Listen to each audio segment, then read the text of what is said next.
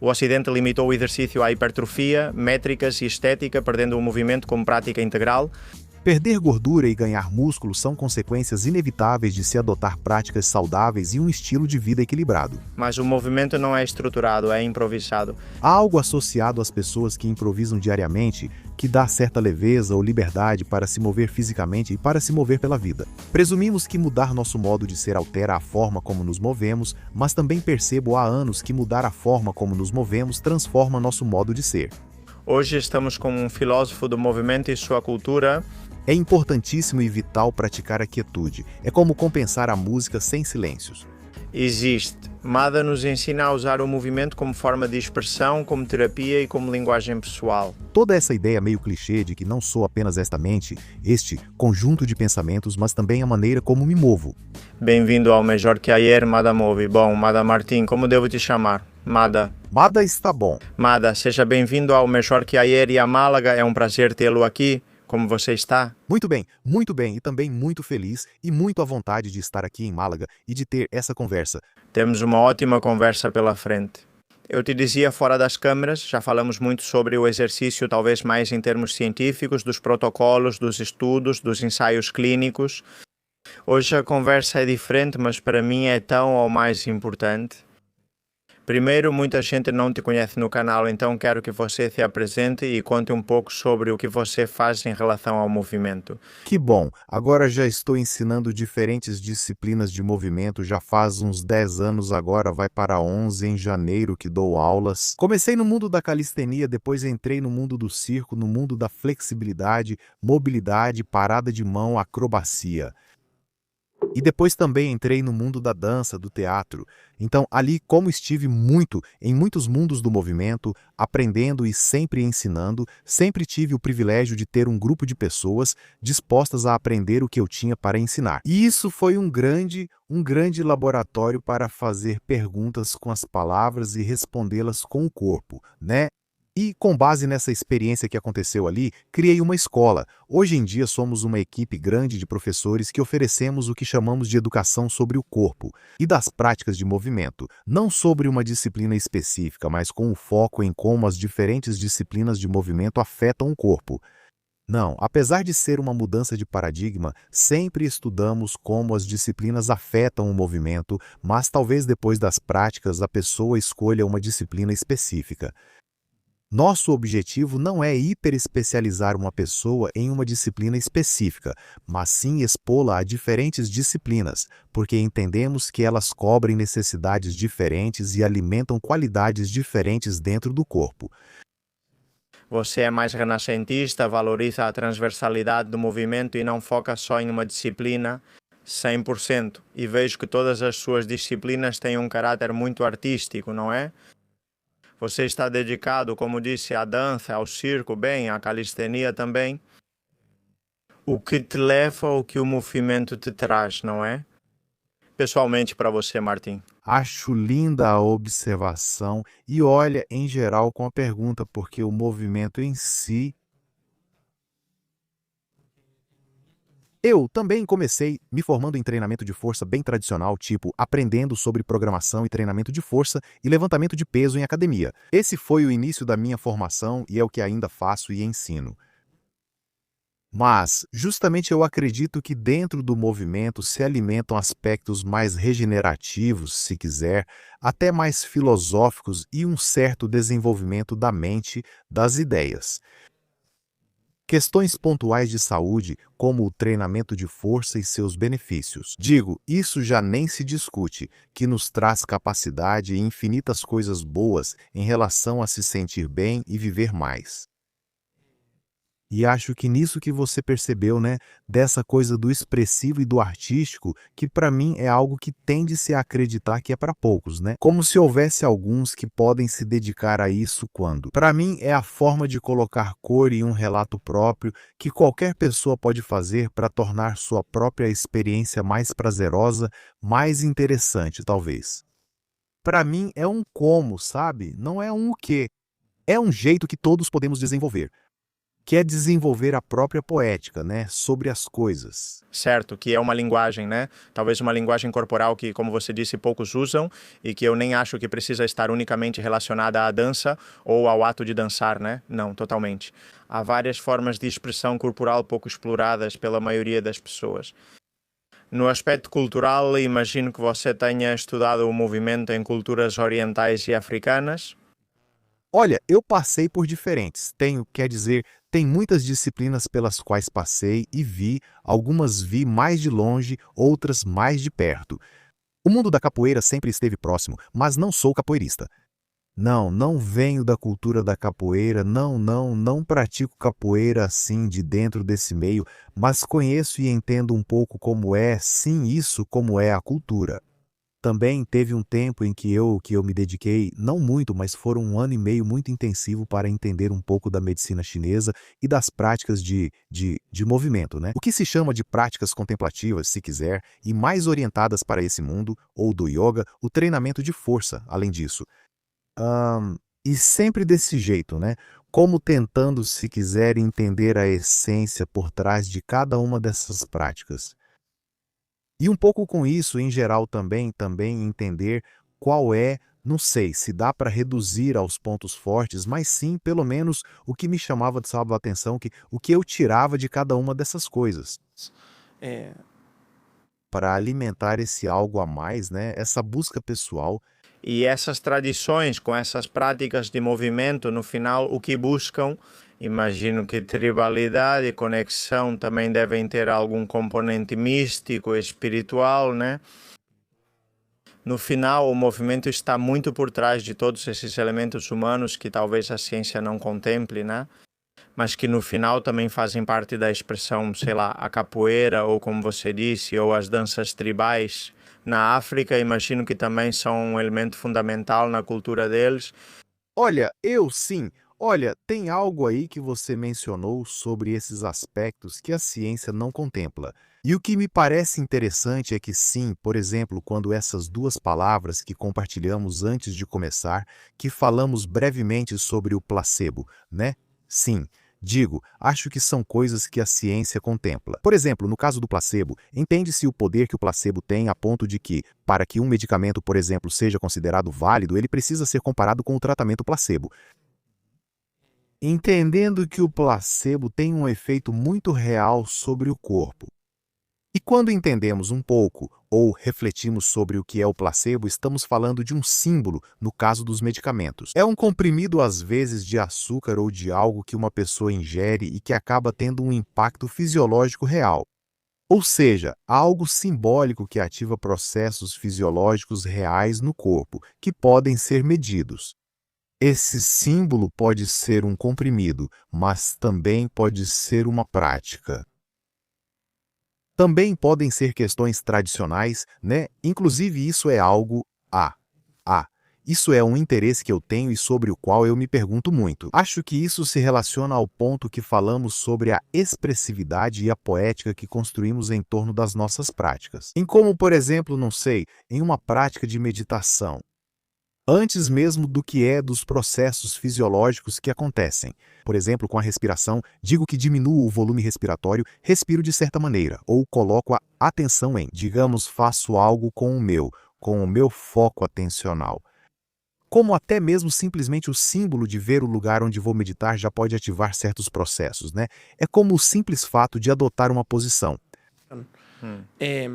E eu trago isso porque acho que todas as disciplinas como essas que você mencionou têm uma carga simbólica que representa algo para aquele indivíduo em específico. E isso é o interessante, o difícil de medir, que é, bom, isso traz outro exemplo para falar sobre isso. Falamos do mate, né? Dissemos que, claro, para um madrilenho pode não ter o mesmo impacto que para um argentino, por tudo o que representa para eles. Mas depois, se a gente der um pouco mais de zoom, digo, nem todos os argentinos têm a mesma relação com o chimarrão. A construção simbólica de um indivíduo pertence a ele mesmo.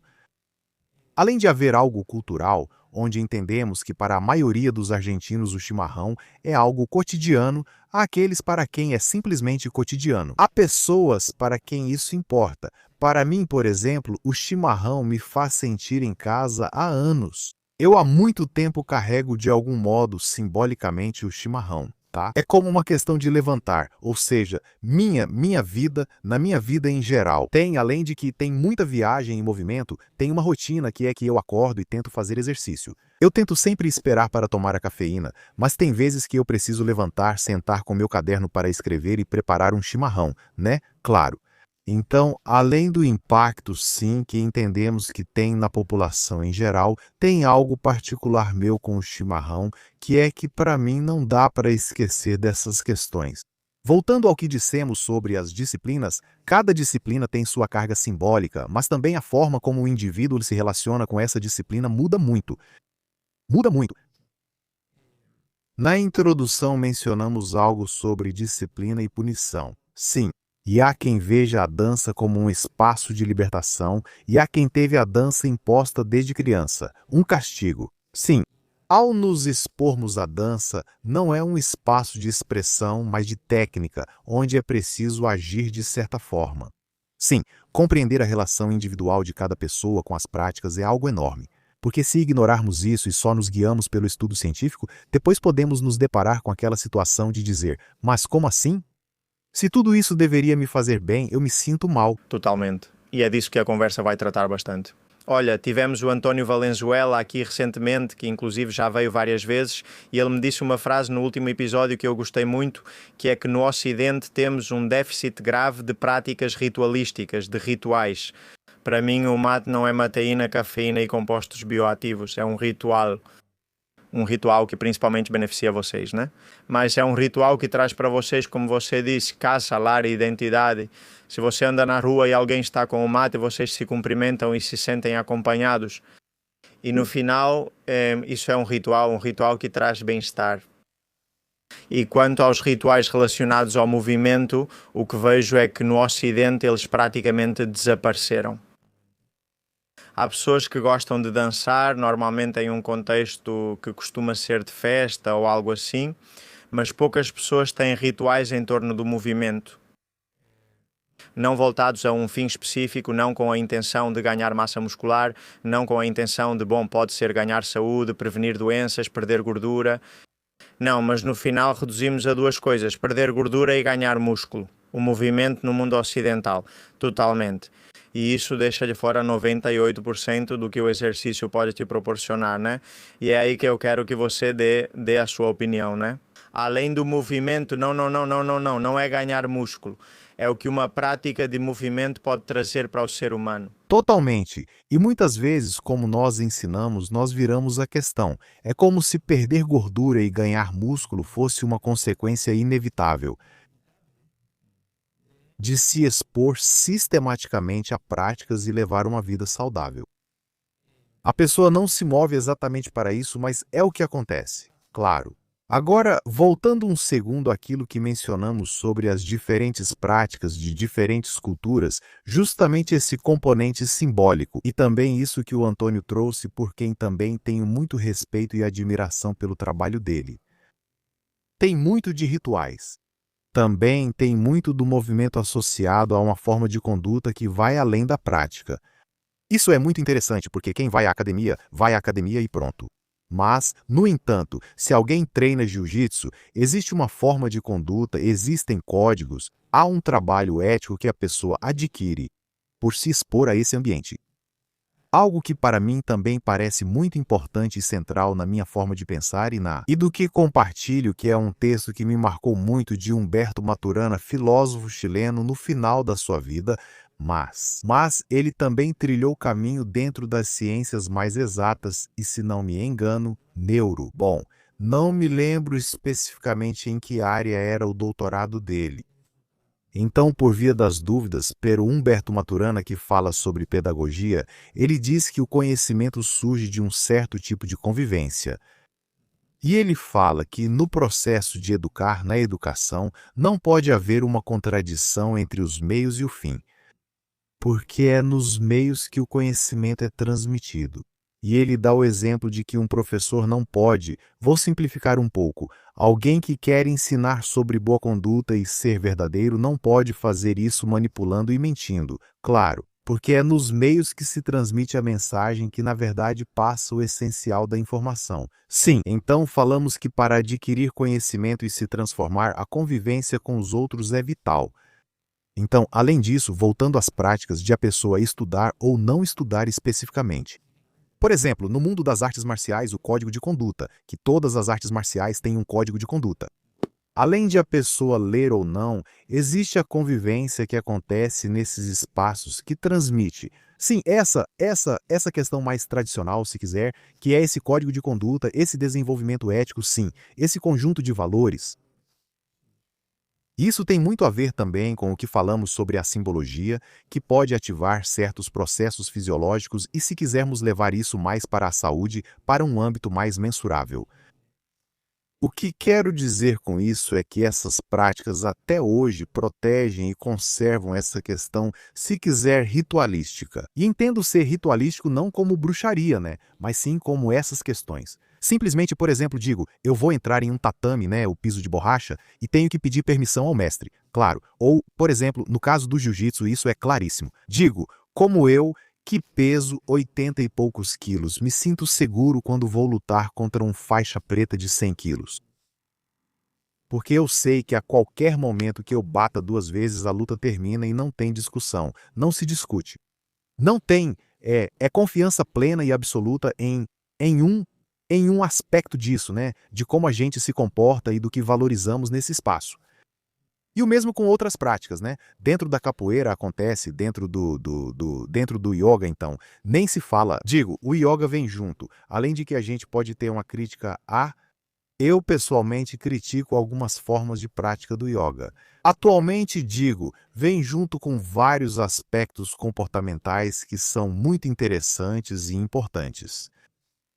Porque tem algo que, para mim, é muito ignorado na busca pelo bem-estar quando a gente começa, não é? Considero os protocolos da ciência muito importantes, pois acredito que a saúde mental também se constrói pelo corpo, mas acho reducionista pensar que isso depende apenas do corpo ou só da mente. Concorda? Ou seja, alguém que venha muito da psicanálise pura e diga, não, o bem-estar é só terapia, só isso, claro. E não faltou quem me dissesse, bom, mas alguém, digo, minha avó era uma pessoa muito feliz e fumava cigarro, e tinha um monte de problemas de saúde. Tudo bem, mas ela precisava conviver com esses problemas de saúde. Eu acho que o interessante é como construímos essa saúde a partir do corpo, mas também a partir da mente. E nisso me parece importante o desenvolvimento ético, né? Cada pessoa que realmente esteja se perguntando o que valoriza na vida e que lute pelos seus valores. E eu digo isso porque isso aparece muito nessas práticas que mencionamos que tem uma tradição por trás. Às vezes, e eu já caí se quiser, nesse viés de dizer, bom, o que cada prática me traz. Então eu tento fazer uma pesquisa mais fisiológica, digamos. Não, olha, inclusive eu nisso não sei. Tal disciplina tende a estimular dessa maneira a força ou tende a estimular desse jeito o ritmo cardíaco, blá, blá, blá, e isso para mim é aniquilar. Ou seja, é um estudo interessante e é importante como uma métrica básica de dizer, ok, se eu vou, não sei, se estou muito estressado, tenho muita carga alostática, vou fazer certas práticas que são mais estressantes. E por aí. CrossFit, claro, você tem que ter certo cuidado, claro. Olha, digo isso e aqui tem um exemplo enorme para mim do peso simbólico e seu poder, pelo que você acabou de dizer, uma pessoa está cronicamente estressada. Uma roda de capoeira não é a coisa mais relaxante do mundo. Quero dizer, não? O que seria mais relaxante? Que uma pessoa sai para caminhar, depois começa uma meditação, respira de uma certa maneira, segue, digamos, todos os protocolos que sabemos que, como você falou com Antônio Valenzuela, vão ativar questões vagais, estimular a resposta parasimpática, etc. No entanto, pode ser que uma pessoa que esteja muito estressada e tudo mais vá a uma roda de capoeira, onde os batimentos cardíacos e o volume respiratório aumentam, fisiologicamente diríamos sim se eliminarmos o restante, mas isso nem sempre faz bem à pessoa. No entanto, ali ele encontra amigos, se diverte, dança, ouve música. É todo um ambiente onde ele acaba... a gente compara isso ao CrossFit.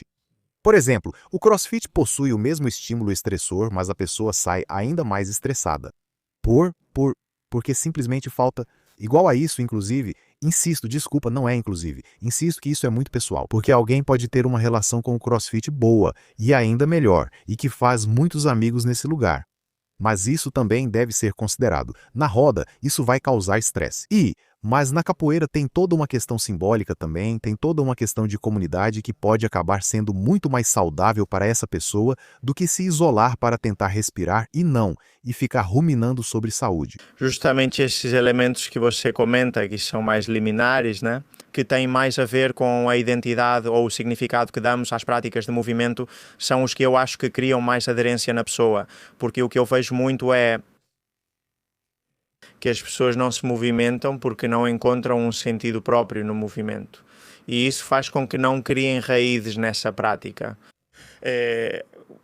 Que para uma pessoa que nunca fez treinamento de força, dizer para ela treinar força aos 45 ou 50 anos, muitas vezes, se ela não encontra um sentido nisso, ela não vai manter isso ao longo do tempo.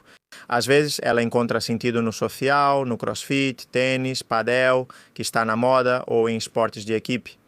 Então eu acho que todos esses fatores mais sutis são justamente os que fazem as pessoas se apaixonarem pela prática do movimento e enxergarem isso realmente como algo que faz bem, como uma terapia além do movimento em si, né, por tudo o que envolve.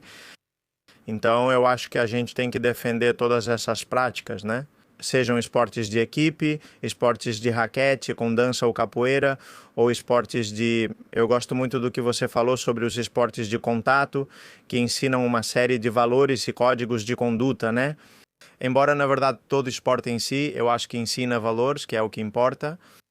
Você que já observou muitas pessoas, muitos tipos de disciplinas e movimentos, acha que nossa forma de se movimentar revela algo sobre nós? 100%. Sim, 100%, 100%. E isso parece algo mais relacionado à comunicação, que eu não tenho, se quiser, expertise. Não é bom. Na sua opinião e experiência? Sim, a forma como uma pessoa se move muito olha, eu tento me livrar constantemente dos julgamentos que faço sobre uma pessoa. Frequentemente, correlaciona-se rigidez no movimento com certos aspectos da personalidade. Ou, de certa forma, digo, a maior parte da comunicação é não verbal. Então, como uma pessoa se move e como uma pessoa se move envolve tanto o movimento do rosto quanto se ela gesticula ou não com as mãos. Por exemplo, há pessoas que não levantam as mãos para falar. Quero dizer, e a prosêmica, o quanto a pessoa se aproxima ou se afasta, ou como ela se posiciona dentro de uma sala. Sempre fui um pouco obcecado pelo estudo da sala de aula. Ou seja, eu dou aulas há muito tempo e todos os fenômenos que acontecem dentro de uma sala eu observo muito também por querer cuidar do grupo, né? Sempre penso que ao conduzir uma aula estamos também no papel de dizer, ok, a informação que eu tenho que passar precisa ter um certo nível ou precisa estar realmente selecionada, mas também a experiência que eu crio para que essa informação seja recebida. Essa experiência está ligada à comunicação. Nesse momento, afinamos muito o olhar para perceber se as pessoas estão prestando atenção e como se relacionam entre si. Digo, quando a gente guia um grupo, isso é algo que eu faço há muito tempo. Buscamos intervir e cuidar para criar dinâmicas de grupos saudáveis, seja na capoeira ou em outras disciplinas, como estamos falando. Se você vai e pratica, começa a se formar um grupo de amigos, ou não necessariamente de amigos, mas um grupo de pessoas que pode ter, tanto várias coisas positivas, como também podem surgir conflitos dentro do grupo, dinâmicas de relacionamento nas quais, de algum modo, a gente, como professor para mim ou como guia de um grupo, também tem que cuidar, né? E aí é fundamental entender que sim, a maneira como nos movemos diz muito sobre como estamos nos sentindo, sobre como nos comportamos, as posturas que adotamos, o lugar onde nos posicionamos. Dentro de tudo isso, e isso funciona tanto numa sala de aula, quanto também num encontro com amigos, né? Claro.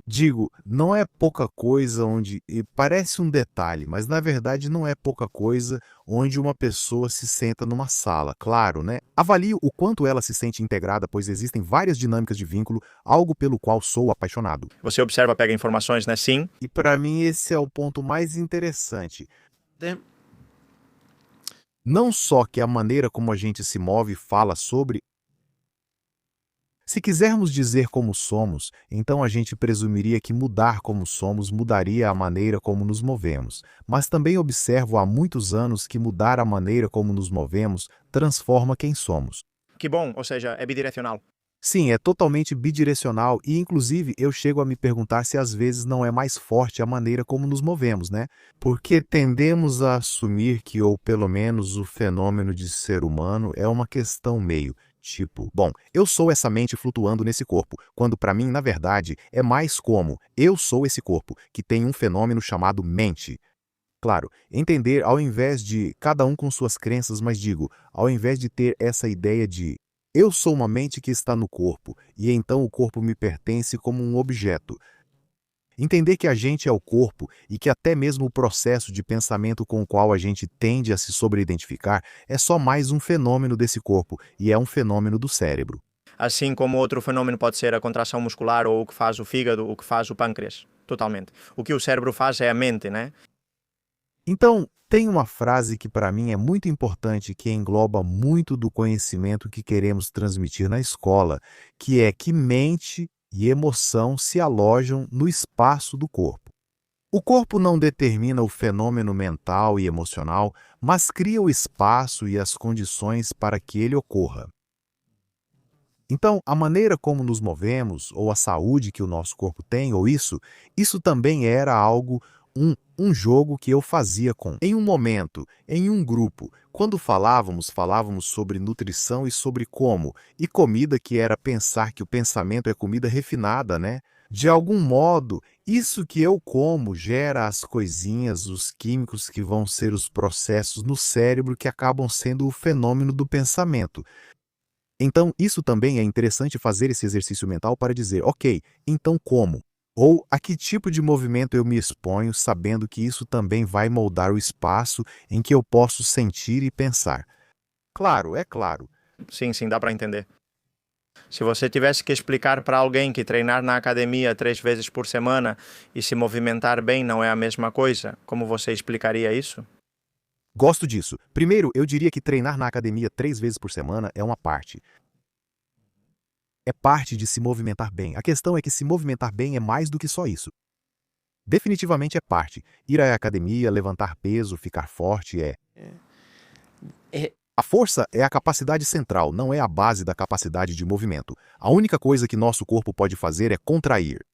Mesmo quando falamos de flexibilidade, que tanta gente tem tanto interesse em flexibilidade, a pessoa não.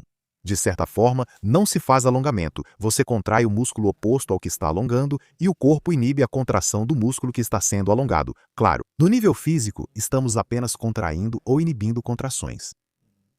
Então, definitivamente, a capacidade de contrair com velocidade e com força, né? Ser capaz de mover muita massa é vital e essencial para desenvolver a capacidade de movimento, sem falar em manter os tecidos saudáveis, e isso está associado à longevidade e a menos doenças que não queremos, claro. Então, ir à academia 3 vezes por semana faz parte. Agora, se eu tivesse que reduzir isso a 3 capacidades, que é mais ou menos o que a gente faz para ser mais didático, falamos de capacidades expressivas, básicas e regenerativas. As básicas são isso, né? A força, coordenações básicas, digo, o padrão de marcha, saltar, sinergias básicas de movimento. E aí na academia vamos estar cobrindo bastante disso, né? E depois, o que ocorre com o desenvolvimento expressivo e o regenerativo? Qual seria o regenerativo? E o regenerativo, por exemplo, tem mais a ver. Parece que estou fugindo da pergunta sobre nos movermos bem, mas isso também faz parte de como nos movemos.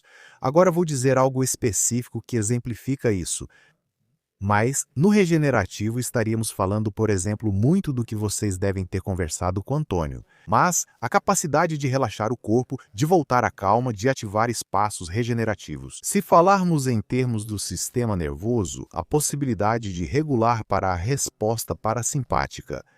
Certo, porque vivemos em um ambiente que nos estressa constantemente, e o treino de força é um estressor. O que isso tem a ver com o movimento?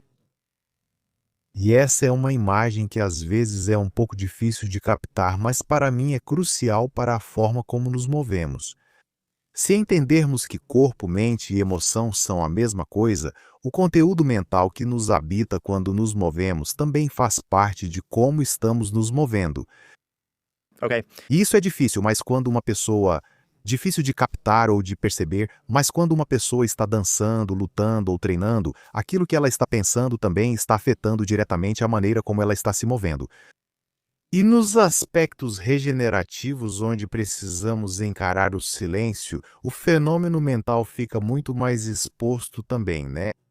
Digo, parte de meditar, além de querer gerar uma resposta fisiológica, com a respiração e tudo mais, como mencionei no começo, também existe um fator de foco atencional de como você se relaciona com seus pensamentos, com seu conteúdo mental. Isso afeta diretamente a maneira como você se move.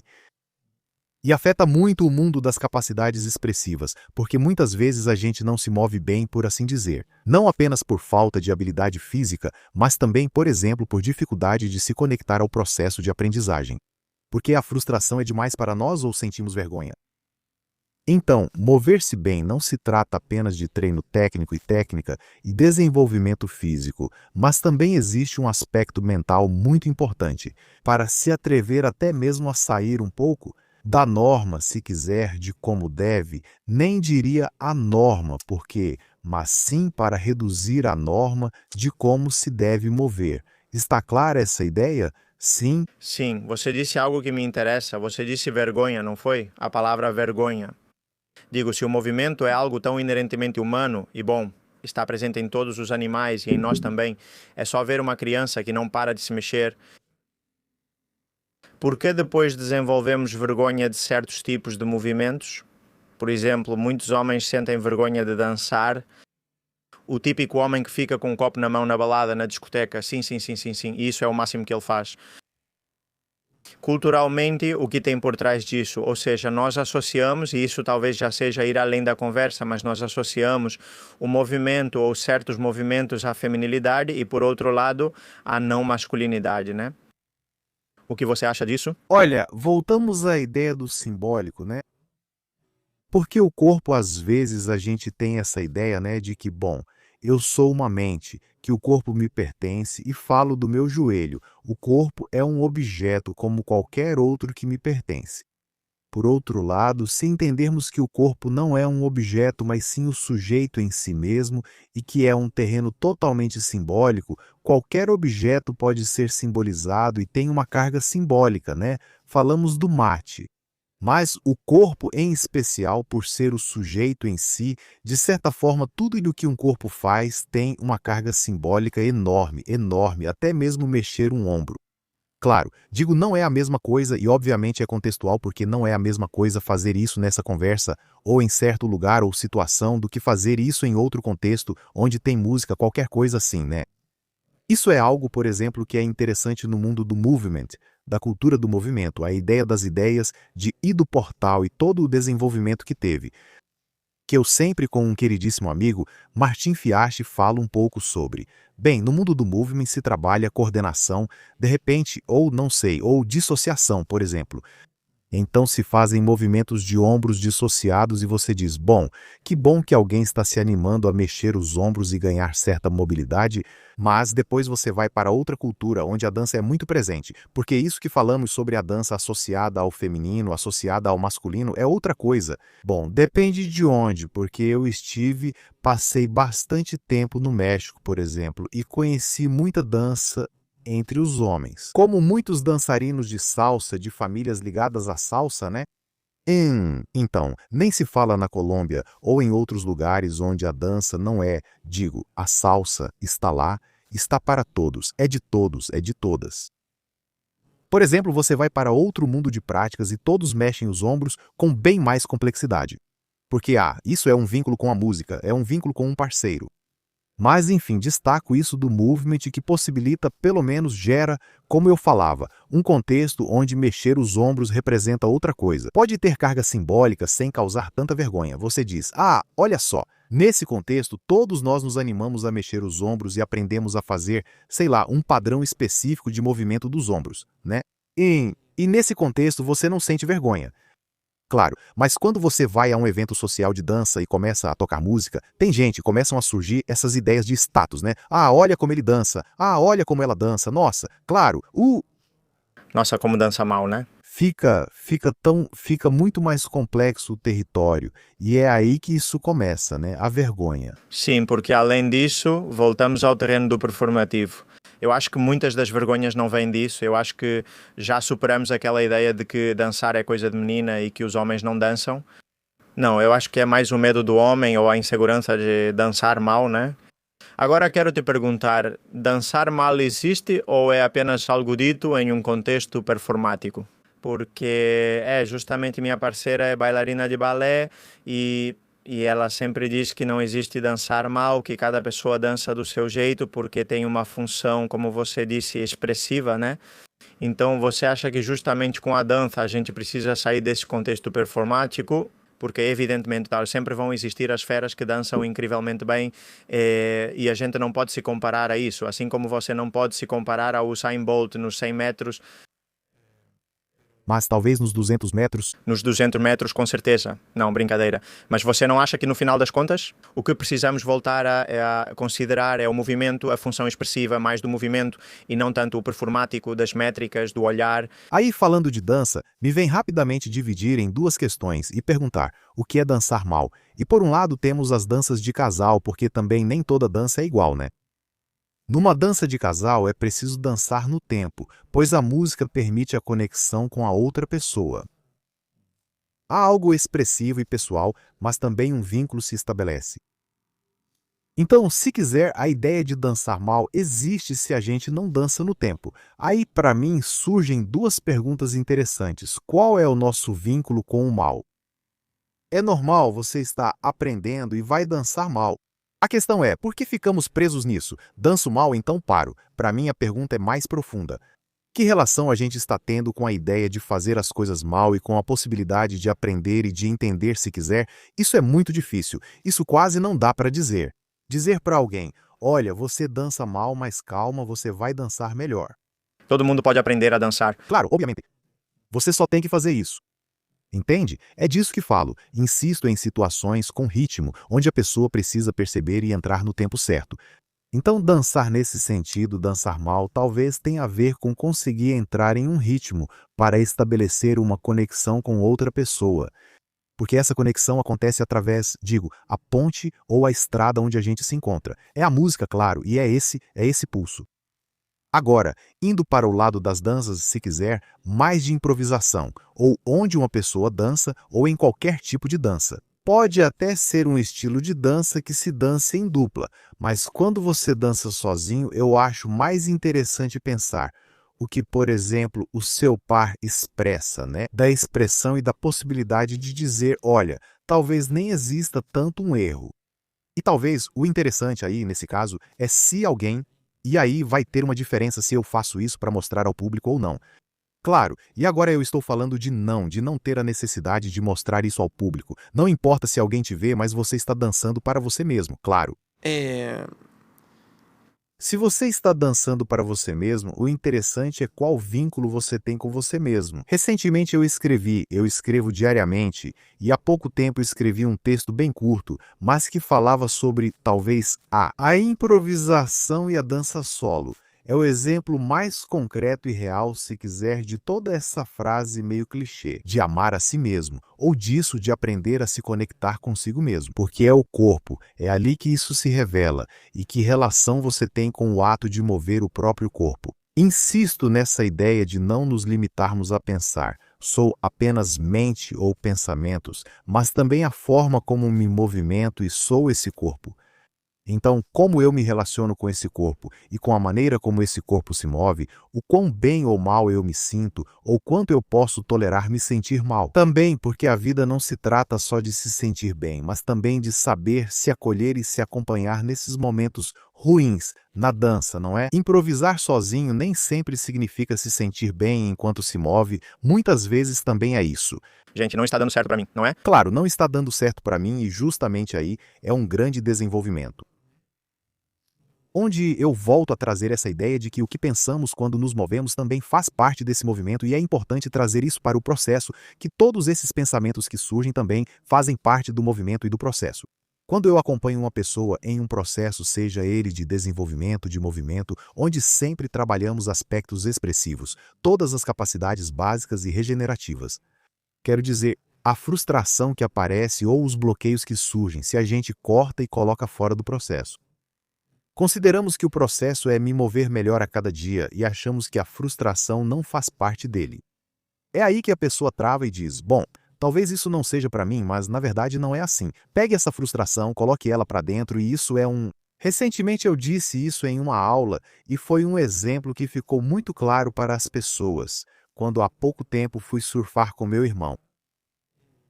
Ele me apresentou ao surf, mas depois fui morar no Brasil e estou em contato com o mar todos os dias diferente dele. Então, eu queria transmitir para ele um pouco do conhecimento que venho adquirindo desse mundo. Uma onda o pegou de jeito e eu disse, isso é normal, você vai tomar caldo de várias ondas antes de conseguir surfar uma. E eu disse para ele, bom, foi isso. No Brasil eles chamam de tomar caldo, né? Eu disse para ele, bom, esse foi o primeiro caldo de 1000, agora faltam 999 para você começar a pegar ondas. Tranquilo, meio que dizendo, olha, deixa a onda te virar. Ficar frustrado faz parte do processo, é inevitável. Vai ter um dia que você sairá da água bravo dizendo, não posso acreditar. O mar estava incrível e fui derrubado pela onda 25, tentei pegar 25 e em 25 fui derrubado. Isso faz parte do processo, então isso tem que acontecer para que eventualmente você se perca. Claro, o mesmo acontece na dança, digo, ok, na dança ou em qualquer mundo expressivo. Tem que sair estranho, você tem que se sentir estranho com o jeito que sai várias vezes. Para que antes de que você consiga fazer bem ou antes de parar de se sentir estranho, você aprenda a se conectar com as sensações físicas que surgem ao fazer algo errado, ao se sentir desconfortável, sentir vergonha ou frustração. Acredito nisso e vivencio bastante. Sou muito sociável e não tenho dificuldade para conversar com as pessoas em qualquer lugar. Não é que eu deixe de sentir vergonha ou nervosismo. Quando vou fazer algo que me deixa nervoso, não sei. Qualquer coisa, ou dançar em algum lugar, ou falar com uma garota que achei bonita, eu não deixo de sentir nervosismo, claro. A questão é que eu já tenho uma boa relação com esse nervosismo. Entendo que não vou morrer, entendo que não sei. Você entende isso como parte do que faz? Totalmente, coisas físicas, tipo sim, estou suando, normal e até posso fazer piadas com isso, né? Quer dizer, olha, estou suando de nervoso, óbvio, eu aceito, não nego. Quanto mais eu nego e tento esconder, mais pesa. Claro, sim, sim, sim. Você concorda com a frase, a cultura fitness gerou corpos muito fortes, mas que não sabem se mover? Sim, eu gostaria de ser mais carinhoso com ele. Um pouco, sim. Também acho que é preciso ter uma certa perspectiva histórica sobre essas questões. Acho que a cultura fitness está trazendo algo que é bom como resposta, diante de um contexto para mim é meio duro, mas eu sempre digo, o estilo de vida moderno gera um contexto que conspira contra a gente, né? Sim. Então, eu acho que o fitness faz parte de uma resposta positiva. Parte da solução. Sim, é parte de uma resposta positiva, sim, eu acho que fica aquém só isso, e hoje em dia só chega até certo ponto. E nesse ficar aquém, voltamos ao mesmo ponto para dar um aspecto prático à conversa. Aquela pessoa que vai treinar 3 vezes por semana na academia, com muito esforço, 45 minutos. Se ela tivesse disponibilidade, que práticas você incentivaria essa pessoa a integrar na sua vida de movimento? Práticas que gerem bem-estar para a pessoa, ou seja, imagino que você pode recomendar qualquer uma. Olha, eu não falaria de uma prática específica, mas sim de certos aspectos que essa prática deve ter. Certo, quais aspectos ela deve ter? Considero fundamental o aspecto social, ou seja, que essa prática te leve a conviver com outras pessoas. O movimento precisa ter um componente social? E eu diria que isso é importante, nem toda prática, digo. O regenerativo, bom, meditar você vai meditar sozinho, mas eu diria que para uma pessoa que queira adicionar uma prática, isso me parece importante. Por várias razões, mas digo, um fenômeno muito comum é que muitas vezes a gente se mantém insalubre, por exemplo, para não se sentir deslocado. Sempre dou esse exemplo. Eu me lembro de uma conversa de um grupo. Veja, um grupo de pessoas que compartilhavam um escritório. que quando alguém começou a treinar, faziam piadas, né? Tipo, ah, agora você vai querer ser saudável, mas eu vi você detonando um churrasco no domingo, não sei o quê, qualquer coisa assim. Então isso gera uma certa cumplicidade social de dizer, olha, todos aqui somos insalubres e podemos fazer piadas sobre isso. Então a pessoa lá acaba ficando nesse lugar porque existe algo social que ela valoriza muito que não quer quebrar. Meio louco, mas acontece, né? Ou custa se desapegar. Pelo contrário, se o seu entorno é um ambiente que pratica e que está ali, que está presente, com vontade e obsessão pelo esporte e pela coisa, você vai tender, vai se dedicar totalmente. E isso acontece, por exemplo, em qualquer nicho, né? Se você está com... De novo, dou o exemplo de, já sei, de capoeiristas, ou de pessoas do mundo do jiu-jitsu, digo, ou da acrobacia. Eu vivi isso muito mais no mundo da acrobacia. Se você está com acrobatas que estão pensando no truque que querem fazer, e aí tudo, muitas coisas, nem sempre porque tem acrobatas, depois que bebem álcool não dormem, seja o que for, mas muitas vezes quanto mais alto o nível, mais isso começa a afetar o estilo de vida. É como, olha, amanhã eu sei que a gente vai se reunir para treinar e eu quero mandar aquele truque, então hoje vou dormir cedo, hoje vou comer bem, vou dormir bem e você não está pensando, tenho que comer bem por causa da minha saúde. Claro, é uma imposição. Claro, né? É como o que eu mais quero é acertar esse truque amanhã. Retornamos totalmente ao performativo e ao objetivo. E ao social também. Por quê? Porque um exemplo muito prático disso é a vertical, a parada de mãos, o handstand, o pino. Digo, a maioria hoje em dia, no mundo do movimento, a maioria das pessoas, tanto yogis quanto pessoas que dançam, muita gente quer fazer o pino. Quando você começa a analisar o que há de interessante no pino, sim, existe um estímulo vestibular interessante, ou seja, esse mecanismo que faz com que mantenhamos o equilíbrio, quando viramos o corpo, ele é estimulado. E há algumas coisas interessantes, mas por outro lado, a realidade é que nem seus punhos nem seus ombros estão preparados para isso, nem faz tanto sentido. E digo, não falo de uma pessoa que, para mim, não falo de uma pessoa que se eu penso bem em relação à possibilidade de se expressar e manter sua saúde, a parada de mãos não tem tanto, não gera tanto, para mim não gera tanto interesse. Benefício, claro, não é? Nem é um lugar onde você pode desenvolver muita expressão.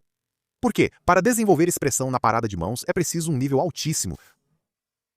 Nem é um lugar que desenvolva saúde. Digo, 180 graus de flexão de ombro não é necessário para nenhum humano. Claro. A pressão sobre os punhos pela quantidade de volume, porque também a gente diz, bom, faça uma parada de mãos de vez em quando, então seus punhos também, óbvio, sim, não tem problema. O problema é que para conseguir sustentar a parada de mãos, você não pode fazer uma parada de mãos de vez em quando. O processo implica que você tenha um volume alto de treino. Um volume alto de treino sobre punhos que não estão preparados para suportar isso. Então, no entanto, existe um aspecto social. A parada de mão é também um símbolo. Quero dizer, cada vez mais queremos fazer a parada de mão porque a parada de mão é, de certa forma, valorizada. Quero dizer, é uma questão de status também. Representa algo além de mim. Estar em forma, né? Ou ter essa habilidade que poucos têm. Claro, ter capacidade física, estar em forma. Alguém pode dizer, não me interessa, treino sozinho e quero fazer isso sozinho. Mas sempre há algo de querer demonstrar juventude, demonstrar estar em forma. E talvez nem seja para demonstrar, mas sim porque esse desejo surgiu em você ao ver outras pessoas, porque se fala sobre a parada de mãos de certa maneira. Ninguém nasce ou se desenvolve sozinho. O ser humano não é um indivíduo isolado da sociedade. Até mesmo aquele que vai e se isola na montanha também está tomando uma atitude em relação à sociedade. Ele está se afastando da sociedade. Está dando um recado. Sim, continua fazendo parte. Então, os componentes sociais, característica seguinte do movimento. Sim. Para mim não é espetacular. O componente social é importantíssimo porque te leva muito a isso. Falamos de alguém que já frequenta a academia 2 ou 3 vezes por semana. E quer ampliar seu movimento. Talvez com isso já seja suficiente. Para começar, digo para uma pessoa que tem pouco tempo, etc. Vamos para o tópico, para o percentil. Sim.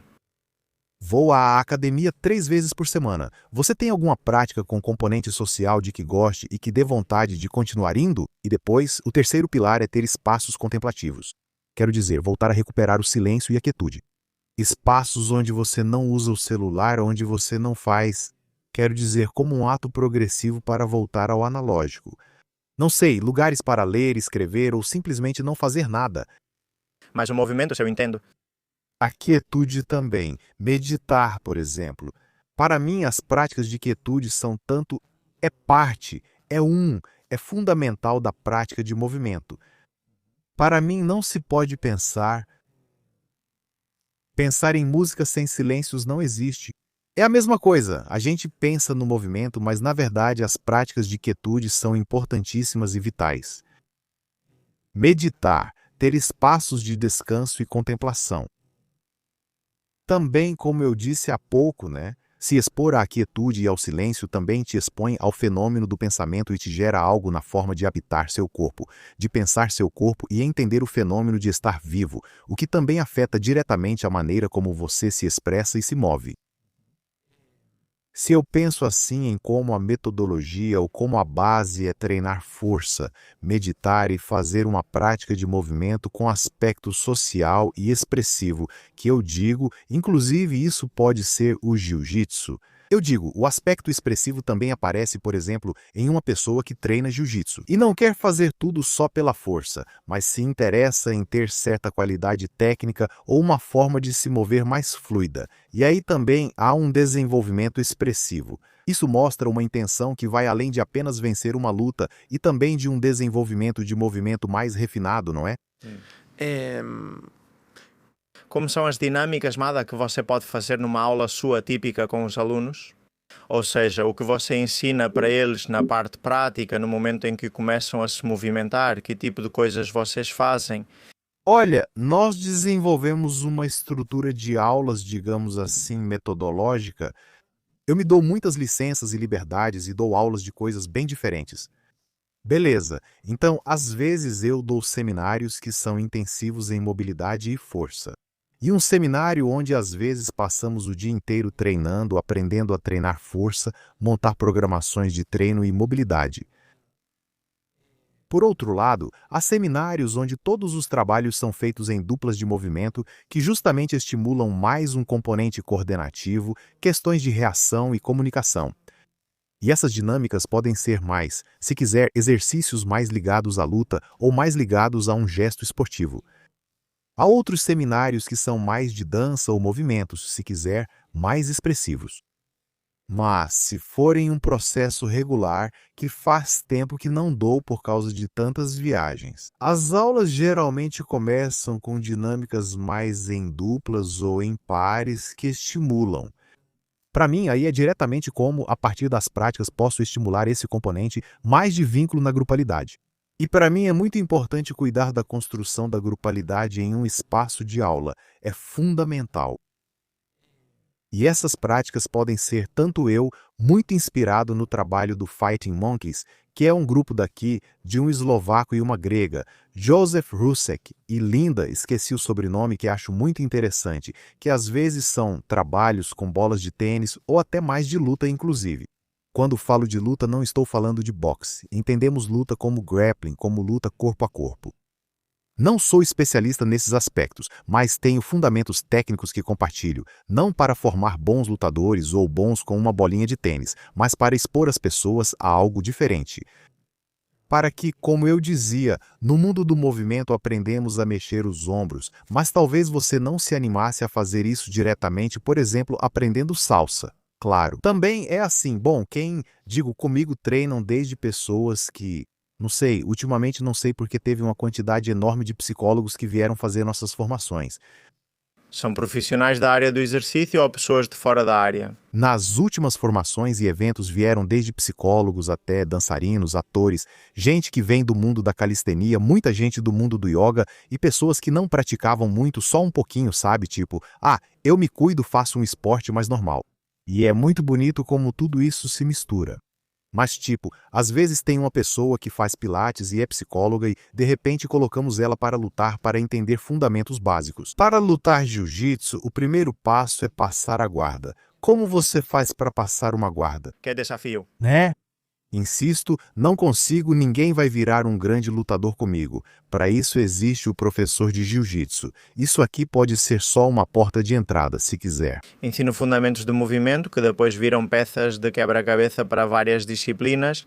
Totalmente. que serão as que forem, mas enfim, eu ensino as bases. Sim, voltando à aula, digo, uma pessoa pode chegar. E isso, há dinâmicas de 2 ou 3 pessoas que podem ser mais ligadas à luta, à coordenação, a jogos.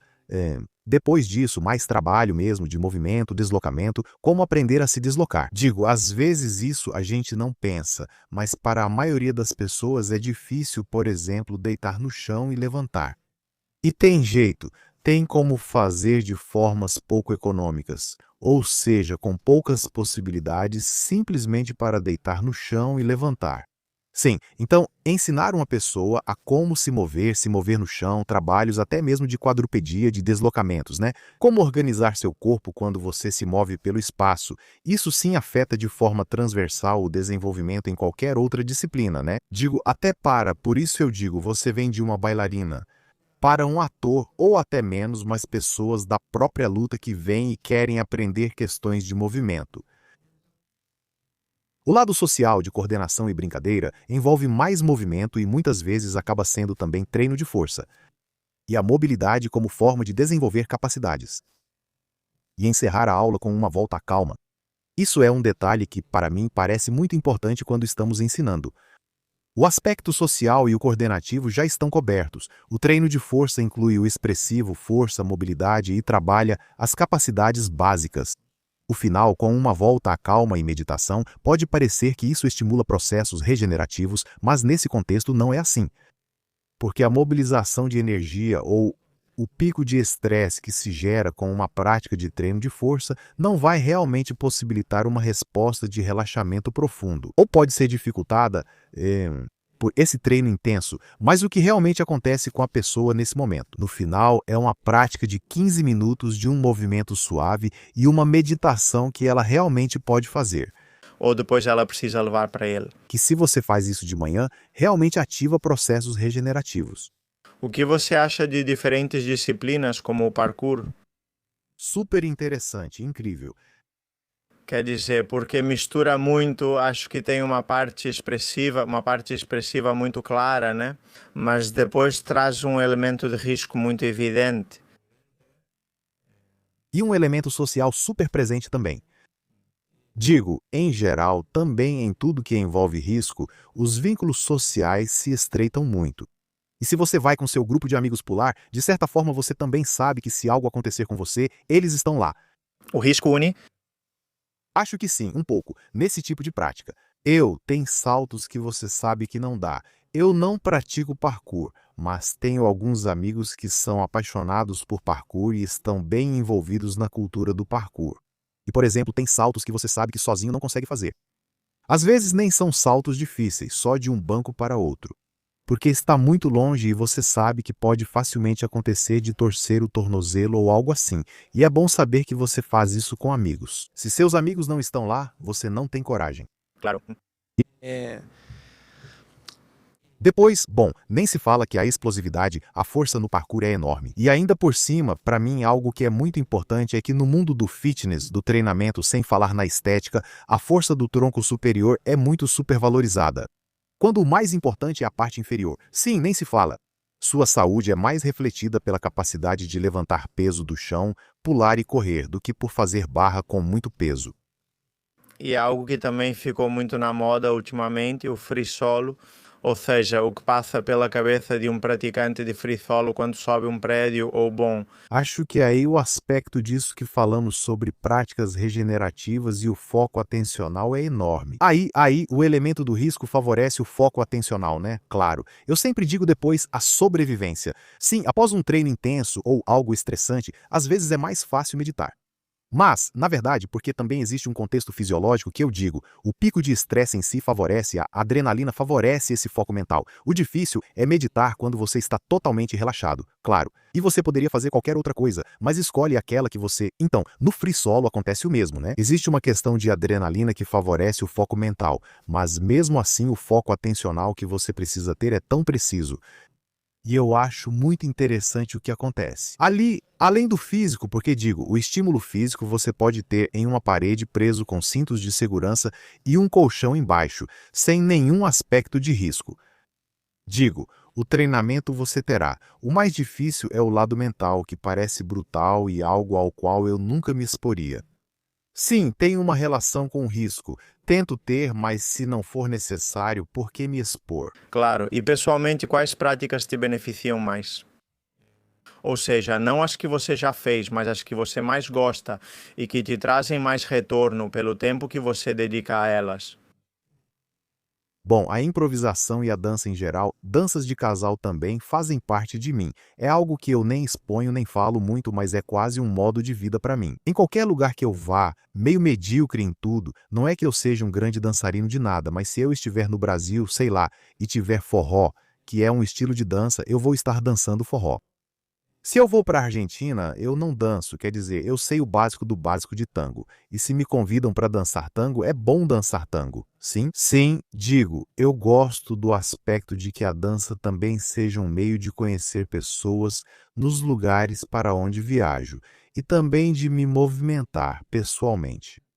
Quero dizer, às vezes é simplesmente a capacidade de ficar sozinho, tranquilo em casa e, em vez de ficar vendo redes sociais ou qualquer coisa assim, é me movimentar. Isso pode ser uma mistura entre alongar ou dançar, digo, brincar, tipo, estar fisicamente, brincar com o corpo, né? Sim, isso nem se fala. Acho que essa é a prática que eu mais tenho no meu dia a dia, e nem se fala no Brasil entrar na água. Surfar. Isso foi uma grande surpresa que começou há um ano. Jamais teria imaginado. Muita gente se apaixona pelo surf. Tem que ter algo especial. E muitas coisas. Tem algo bom nisso que falamos sobre o estilo de vida, como para mim pessoalmente me organiza muito. Especialmente quando, bom, tem uma questão das marés, etc. Mas especialmente quando o horário que é melhor para surfar é bem cedo de manhã. A emoção e a vontade que dá de ir. Eu se fui dormir bem cedo e acordei bem cedo, sem nenhum tipo de disciplina, mas só por pura paixão de dizer, são 7 horas, mas eu quero ir dormir. É porque eu sei que amanhã, às 4 da manhã, eu vou levantar, porque a água vai estar ideal. Você se empolga. Sim, porque pelo jeito das ondas e tudo mais, há uma conexão com a natureza muito importante. Claro, quero dizer, nós falamos de exercício físico. A natureza. Sim, respeito, muito respeito, claro. E conexão, né? E começar a entender questões muito interessantes de ver o mar, de começar a entender como a gente adquire conhecimento sobre o fenômeno do natural. Uhum. Bom, há muitas questões que te fazem sentir bem. Quero dizer, estar sob o sol, fazer exercício físico, estar na água, naturalmente uma pessoa depois vai se sentir melhor. Sim, É impossível se sentir mal. isso impacta muitos aspectos positivos da saúde. Claro, Você acha que existe uma relação, ou seja, você acha que há uma ligação clara entre as culturas mais sedentárias do mundo serem as que mais consomem psicofármacos? 100%, totalmente. Bom, aí é por muitos motivos, né? Que cientificamente você já falou com várias pessoas nesse podcast, mas também digo, uma pessoa com mais massa muscular e que treina força também está associada a uma melhor saúde mental. Não só, às vezes isso é associado apenas à saúde física, mas também à saúde mental. Outro aspecto também é muito importante para mim.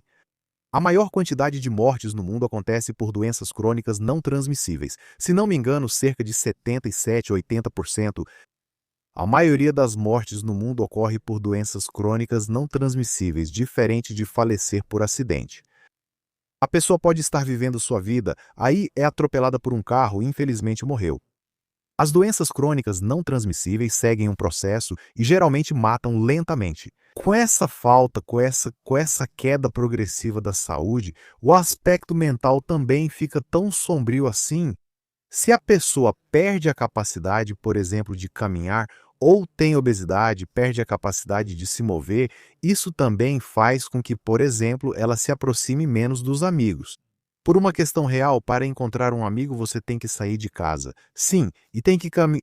Parece bobo, mas na verdade é real. Ou mesmo se a pessoa acorda cansada e se sente fisicamente mal, ou se tem enxaquecas crônicas, Ou dor crônica?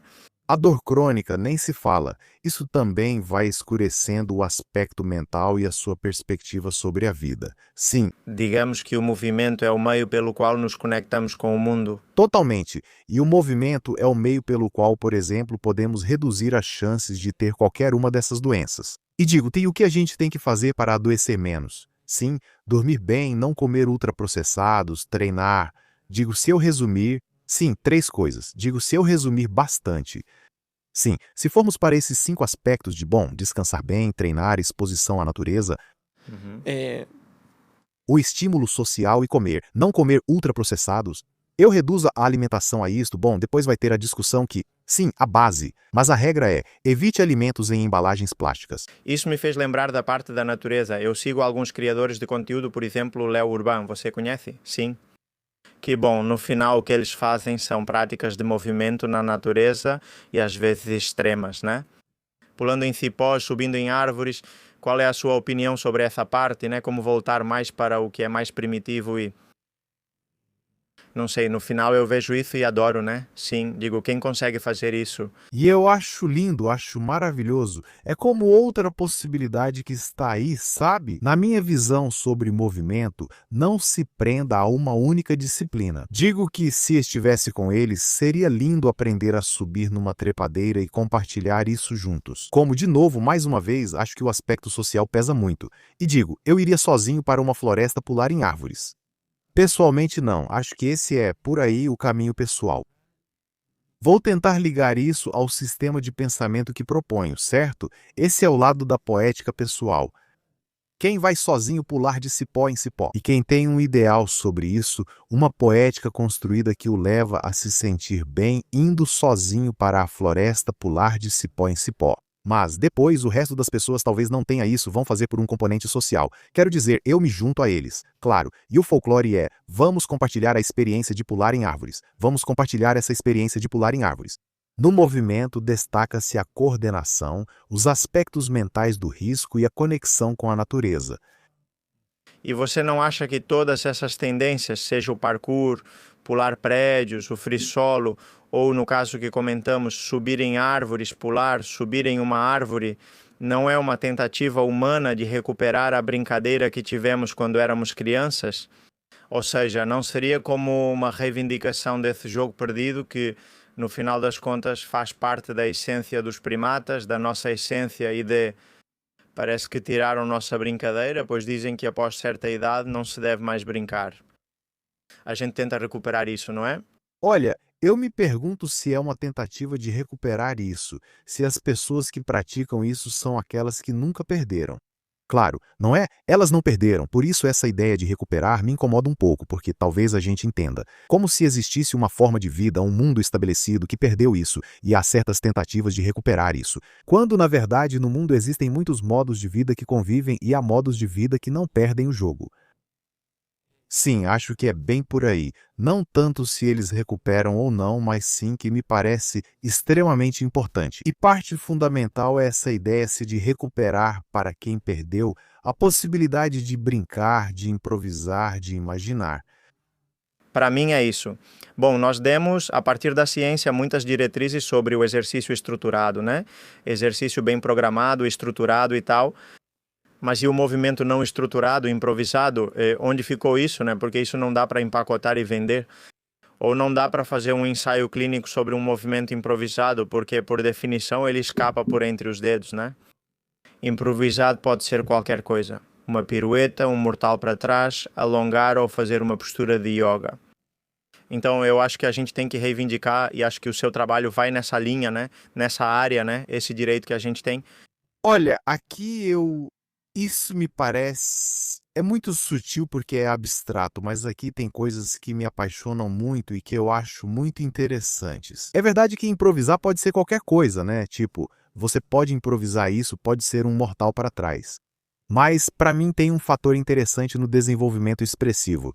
E isso pode ser dentro do mundo do movimento. Como eu digo, nas formações, muitas vezes fazemos exercícios de escrita antes de improvisar com o movimento, que já é complexo pela carga simbólica do corpo. Também trata de como alguém lida com a possibilidade de se expressar ou improvisar escrevendo. Ou até mesmo cantando, né? Porque cantar e dançar são essas 2 coisas que ficam reservadas para aqueles que podem. Para aqueles que nasceram para isso, claro, quando na verdade qualquer um pode cantar e afinar. Depois, se a voz é mais bonita ou feia, depende de quem ouve. E qualquer um pode dançar de verdade. Agora, me parece que há algo associado às pessoas que improvisam no dia a dia.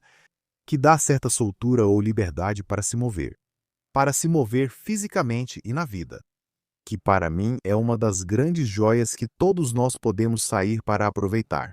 Aproveitar e desfrutar, com uma certa soltura que também ajuda a se comunicar, que se desenvolve para mim através do jogo. Insisto, o jogo. Mais uma vez, pode ser cantar, escrever, dançar, criar jogos de palavras ou piadas. É essa centelha de improviso, de espontaneidade, não é? É, Gosto de trazer essa palavra também, como a espontaneidade na coisa. Sobre a improvisação, como falamos, pode ser um mortal para trás ou qualquer coisa. Acho que é interessante quando a improvisação te expõe um pouco. Não expor os outros, falo de si mesmo, não dos outros, como improvisar em algo fora da sua área.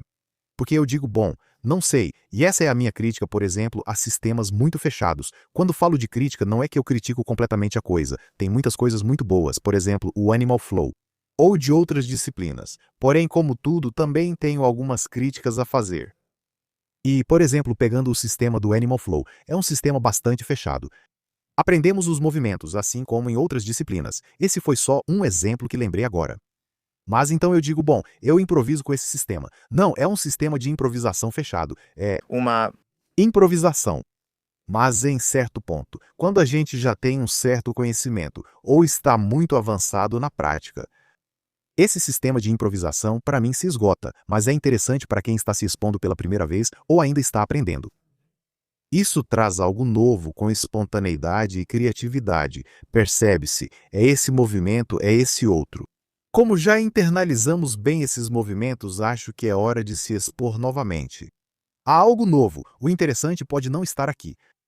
Essa é uma grande diferença. O interessante não está na prática, mas no que essa prática provoca no indivíduo. Improvisar com algo que você conhece de cabo a rabo e que é muito, é, que está muito enraizado em você. Claro, aí se perde o ato criativo. Não, para mim, na improvisação. Há grande diferença no exercício estruturado, pois nele você repete um padrão de movimento ensinado por um profissional, treinador ou visto em uma rotina no YouTube. A própria disciplina, Hyrox, são as provas, não.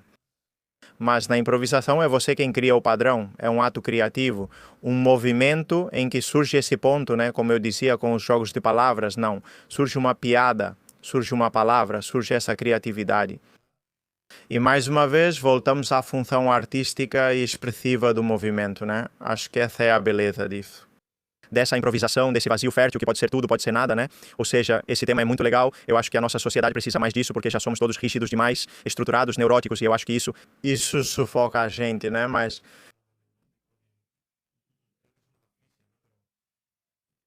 eu acho que isso dá um respiro totalmente, oxigena o indivíduo. Totalmente. Eu gosto dessa ideia. Vamos falar sobre isso. O movimento como ferramenta de autopunição. Não, vamos ser um pouco críticos com isso. Porque o movimento é necessário. Treinar é necessário. Vivemos numa sociedade sedentária. Tudo isso nós já sabemos. Meus seguidores sabem disso. E não vamos falar mal do movimento. Mas sim, é verdade que há muitas pessoas, eu acho que cada vez mais, que usam o movimento como uma ferramenta de autopunição, né? Então, o que é que você pensa sobre isso? Você acha que tem a ver com o corpo hegemónico ou a necessidade de validação por um corpo hegemónico que tem que ser sempre musculoso, com baixo percentual de gordura? Ou você acha que tem a ver com a comparação constante com outros corpos nas redes sociais? Onde está esse ponto onde a pessoa começa a usar o exercício como forma de autolesão, chegando ao vício ou transtornos de comportamento relacionados ao exercício, ou ainda mais dano ao usar substâncias para alcançar um físico X que é inalcançável de forma natural, não, ou para competir e saltar mais no parkour, sei lá, ou em qualquer esporte que não seja só baseado no físico, mas sim no desempenho. Que interessante. E eu penso em muitos aspectos. Acho que tem algo, para mim, muito importante destacar também que é, além da generalização, que alguém possa fazer. E qualquer pessoa pode ter relação patológica com exercício ou outra coisa, dependendo da própria história, e isso deve ser acompanhado. que seja acompanhado por um profissional ou qualquer pessoa que esteja ouvindo isso e que se encontre, que tenha se sentido tocado pelo que você disse, não é? Tipo, e, em nível, se quiser, de forma geral, de porquê, ou, como é que se chega a isso, ou, o que fomenta que se chegue a isso, acho que, um pouco. Eu falava sobre isso com o David Ponte do projeto Full Músculo. Para mim, algo radical que precisa ser transformado é o modo de vida que está se perpetuando na sociedade. Envolve muitos aspectos. Isso. Não é nada que ocorre a um indivíduo ou ao corpo acontece por um único fator. Tudo é multifatorial. Então, acho que existem vários aspectos que podem nos levar a isso, assim como foi. Quanto fomos expostos a corpos hegemônicos e que valor é dado a isso? Assim como aprendemos sobre nutrição, nosso vínculo com a comida e a oferta disponível. Importante. Isso, não, de comida que funciona como uma droga. Por que isso? Se pensarmos em droga como uma substância. Não. Vou falar sobre droga. Pode ser um medicamento. Vou fazer uma definição diferente. Digo, a definição, quando se fala de droga. Quando seu pai ou sua mãe diz, não use drogas. Sim, digo, essa droga. Estamos falando de uma substância que é viciante e faz mal para você. Sim, não, falo de droga nesse sentido, não como substância química que causa efeito no corpo ou como medicamento. Medicamento. Droga pode ser qualquer coisa. Então eu digo, a comida muitas vezes funciona como droga nesses termos. Sim, Até eu, sempre que eu digo quando termino comendo um ultraprocessado, eu sempre brinco dizendo, bom, agora vou escolher me drogar com isso. Não, tipo, eu entendo que... Sim, mas também o exercício. Acredita ou não, vejo muito em homens que só usam o exercício como regulação emocional. E que a única forma de... Quando se sentem mal, a única forma de sair disso é treinando. E treinando pesado. E eu tenho a sensação de que treinar pesado às vezes meio que anestesia a mente, sabe? Meio que silencia a mente e faz com que ela nos deixe em paz um pouco. Sim, é aqui que eu digo que, para mim, esse fenômeno é muito, muito complexo e precisa ser muito bem compreendido, caso a caso, individualmente. Porque, por exemplo, digo muitas vezes, relações que alguém de fora pode considerar que uma pessoa tem patológicas com algo. Por exemplo, uma pessoa que só se regula através do exercício, definitivamente podemos concordar que essa pessoa precisa buscar outras formas de se regular. Mas você não pode tirar o exercício dela. Claro, mas você não simplesmente tira isso, pois talvez seja o que... Sempre que damos formações e professores... Que nós... Entender um pouco deste mundo IGS generalista conosco.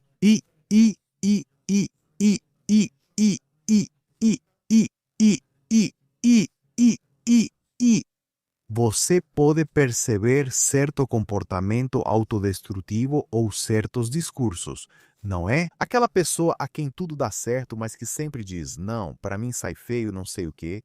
Podemos tentar desviar ou mostrar outras possibilidades com esses discursos, sem ficar insistindo ou dizendo não o tempo todo. O que você diz é mentira, pois você se move bem.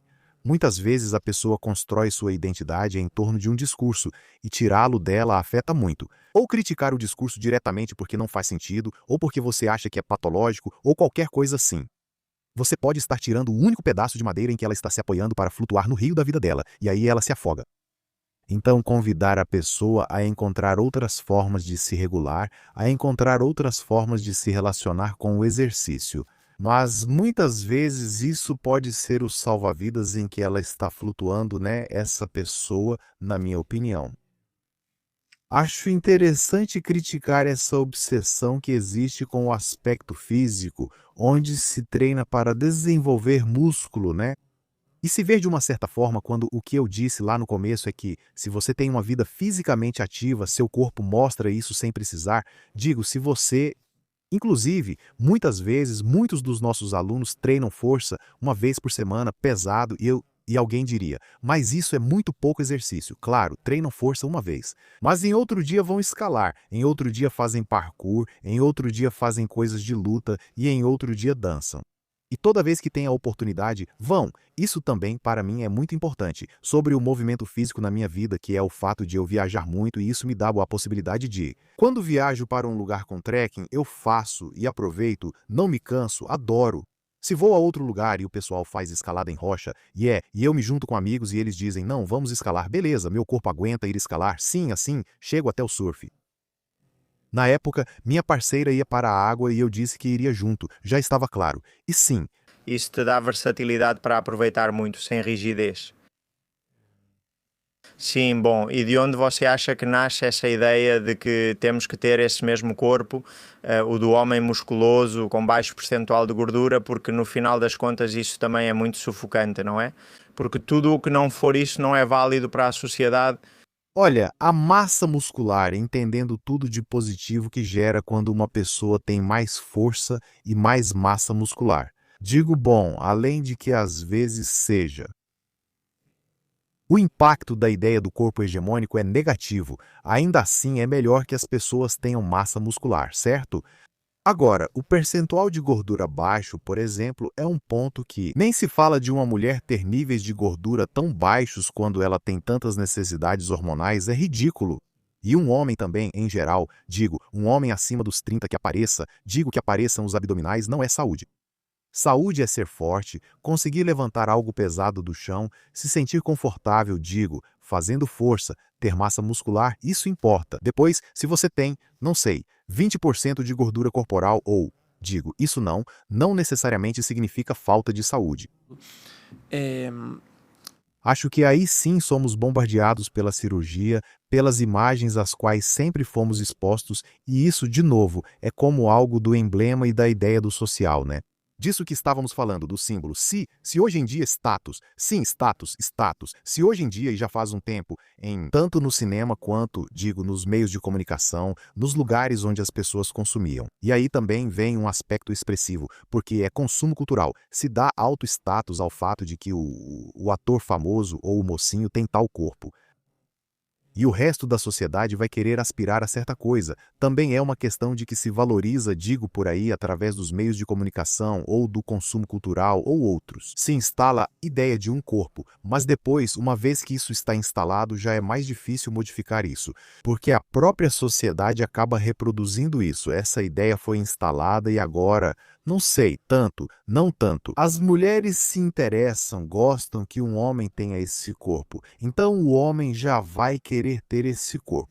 E começa, de certa forma, a tensionar essa ideia dentro da própria sociedade. Sim, sim, Embora às vezes eu acho que nem tem a ver com o fato de a mulher gostar de um corpo ou de outro, ou o homem do corpo da mulher, eu acho que fazemos isso, mas não. mas é a ideia de que, É a ideia de que gostam disso, não a realidade. sim, não é a realidade, é a ideia.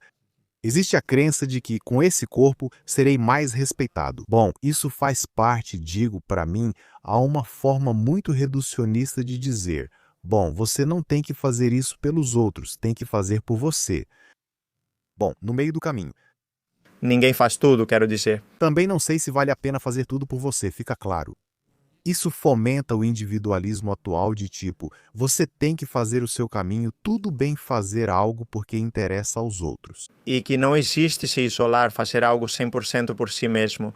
Ou seja, no final, mesmo que você construa a ideia de não, eu tenho esse corpo porque eu gosto, eu me olho no espelho e gosto, você se olha no espelho e gosta, porque tem uma aura de validação e porque você sabe que isso implica símbolos como esforço, disciplina, ser melhor que os outros. Então, no final, como você dizia, não podemos nos isolar do outro.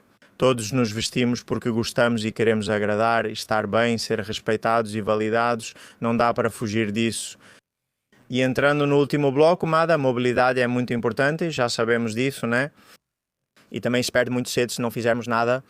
Pensa no seguidor típico desse canal, 35 ou 50 anos então, treina força, faz suas caminhadas, faz um pouco de cardio leve, mas como ele pode fazer para não perder essa mobilidade, essa amplitude de movimento, Sim, que se perde, sim. totalmente. Olha, em primeiro lugar, perguntar. Para mim é importante se perguntar quanta flexibilidade ou quanta mobilidade é importante. E aí, fazer espacate não é necessário. Fazer o é importante. Como se chama assim? O espacate, não é importante. Isso para mim é um bom primeiro ponto a ter em mente porque às vezes há uma pressão sobre a flexibilidade que eu tenho que ter. Claro, é como querer completar um Ironman, né? Se vai começar a treinar o cardio. Totalmente. Então, o que a gente chamaria de flexibilidade saudável? Porque outro ponto importante a destacar é que ter mais ou menos flexibilidade não está correlacionado com mais ou menos longevidade, como acontece com a força. Então, aí também é um pouco mais, digamos, complexo. Mesmo assim, a resposta que dou é bem simples, mas dizer, bom, tudo bem, então quanta flexibilidade? Se não está correlacionado com saúde e também não é necessário ser tão flexível, para mim existe um ponto aí, onde, na verdade, tornamos tudo muito simples, dizendo flexibilidade suficiente para você se mover e se deslocar com conforto no seu dia a dia e nas atividades que você gostaria de fazer. Exatamente. Entendi. Algo vital e importante: não perder a capacidade de ficar de cócoras. Nem estou falando de um agachamento profundo com os calcanhares no chão. Quando fui para a Ásia, fiquei impressionado ao ver senhores de 80 anos descansando ou fumando um cigarro em agachamento profundo. Aqui ninguém consegue fazer isso. Isso onde? Não sei se foi no Vietnã ou em Bali, mas ao final descansavam agachados, fumando e olhando o horizonte.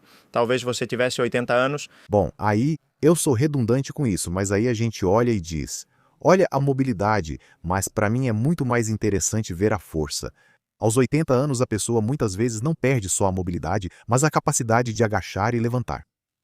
E o que diz mais sobre se essa pessoa vai viver mais ou não? A força, que ela tenha o movimento do tornozelo, né? O fato de a pessoa conseguir agachar e levantar.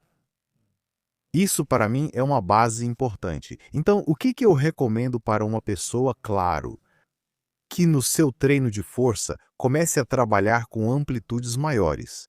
Esse é um ponto inicial, sem precisar mudar nada. Você não precisa criar novas rotinas, mas, por exemplo, pode trocar o levantamento terra por um buenos dias com joelhos estendidos, cuidando para evitar flexão lombar. É a flexão de quadril e eu adiciono carga.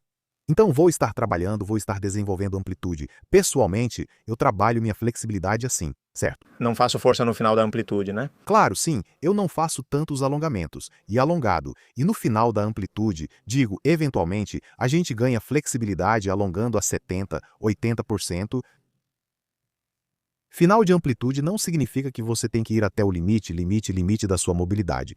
E carregar, você pode se expor até o ponto onde fica desconfortável. Digo, um alongamento comum, a capacidade de tocar o chão com as mãos.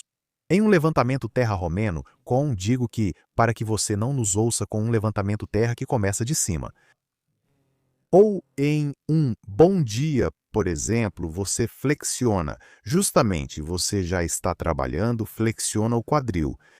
Sem flexionar a lombar, você alonga os isquiotibiais, o que melhora a mobilidade e flexibilidade. É, Outro exemplo, você pode incluir avanços mais abertos para trabalhar a extensão do quadril. Digo, tem o famoso agachamento dividido que, além disso, também trabalha a flexão do tornozelo do pé da frente. Isso também é uma ferramenta super válida e interessante. Para a mobilidade dos ombros, se você faz barra fixa e estica os cotovelos, fazer o que chamam de passive hang, que é se pendurar de forma passiva, sem ativação escapular. Posso fazer uma barra fixa. É comum ver isso nas academias, muitos nem esticam os cotovelos. Fazer a barra fixa se pendurando completamente, deixando os ombros subirem até as orelhas. Faça a ativação escapular, faça a tração e isso também estimula a flexibilidade da flexão. A pergunta é, isso estimula a flexibilidade do ombro para fazer uma ponte super flexível ou abrir as pernas? Não, mas para que você quer isso? Claro, se você treina força na academia com amplitude completa e faz agachamento, não precisa ser profundo, só tocar nos isquiotibiais e calcanhares. A maioria das pessoas, a flexão lombar ocorre conforme a posição do quadril, a proporção entre fêmur e tíbia ou a flexão do tornozelo e pode ser algo que queremos evitar. Mas, enfim, desde que você faça uma flexão, um agachamento mantendo as costas neutras e desça o máximo que conseguir, também está estimulando a flexibilidade. Esse seria um primeiro passo importante para mim, que no seu treino de força você estimule a amplitude de movimento. Só isso já é suficiente para a maioria das pessoas. Muito bom. Vamos pensar, e já finalizando, em um mínimo de capacidades. O que você gostaria se tivesse uma varinha mágica que todo mundo tivesse? Vamos colocar uma idade média, sei lá, 45 ou 50 anos, que todo mundo de 45 ou 50 anos no mundo pudesse fazer o seguinte. Definitivamente poder deitar no chão e levantar com com facilidade, correr e pular, correr e pular. Correr e pular, nem se fala, pular se perde, e justamente tende a se perder nessa idade. É quem perde isso primeiro, mas aí é o limite onde as pessoas param de pular. A capacidade de ficar quieto e sem estímulo, 20 minutos. Essa é a mais difícil. Sim, essa é importante, a capacidade de se jogar, não sei, de uma pessoa que chega do trabalho e, em vez de se jogar no sofá e ligar a TV, se joga no sofá e fica em silêncio. Porque não me lembro agora exatamente da citação de Byung-Chul Han, mas ele fala de como o tédio é esse terreno fértil, né? Onde algo mais pode existir, claro. As ideias, o imaginário, a criatividade. Sim, se eu tivesse que resumir, seria isso. Exatamente. Bem, isso já é bastante poderoso. Sim, já é bastante poderoso. Claro, depois você pode incluir isso, a capacidade de se expor ao novo. Digo também aos 50 anos, quando a pessoa, tem gente que se fecha para o novo e diz, bom, eu sou isso, parei por aqui. Claro, continuar se expondo e mudando, sabendo que sempre há o que aprender. Sim, você pode aprender a dançar, a lutar, continuar encontrando esse gostinho pela novidade, pela surpresa. Sim, A improvisação. sim, totalmente. Genial. Bom, então termino te perguntando como você gostaria de ser lembrado quando daqui a muito tempo você não estiver mais por aqui. Não, estou disposto a me surpreender. Não, por enquanto estou muito firme em um caminho que tem a ver com tudo o que falamos hoje. E talvez em 10 anos eu faça outra coisa. Então você acha que pode ser assim, que este é um caminho que você está percorrendo, mas que pode mudar para algo diferente? Espero que sim. Sim, espero que sim. Você espera isso da vida?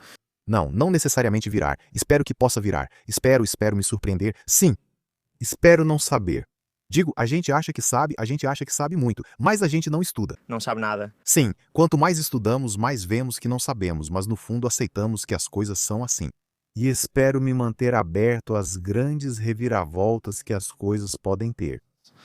E se eu quero ser lembrado, tenho uma muito importante. Que as pessoas que estiveram perto de mim na minha vida me lembrem como uma pessoa disponível, não como uma pessoa obcecada pelo trabalho, pelas próprias coisas. Muito, porque essa é a tendência. E sim como uma pessoa que podiam ligar e eu respondia, e que estava ali para acompanhar. Não esperava essa resposta, mas gostei. Isso está em falta e cada vez mais raro. Que bom, Mada. Adorei conversar com você. Obrigado, foi uma conversa muito interessante. Esta é a sua casa, você já sabe para quando quiser. E tomara que possamos compartilhar um seminário ou um sim. Tomara que uma prática. É uma prática comum em qualquer lugar do mundo. Agradecemos a você e a todos os espectadores do Melhor que Ontem. Muito obrigado, Dr. Borja Bandeira. Bom, pessoal, mais um episódio. Vocês já sabem, movimento menos estruturado, mais improvisação, movimento como forma de se expressar, como forma restaurativa, regenerativa. É isso que levo do episódio de hoje. Até o próximo. Forte abraço e sigam se empoderando.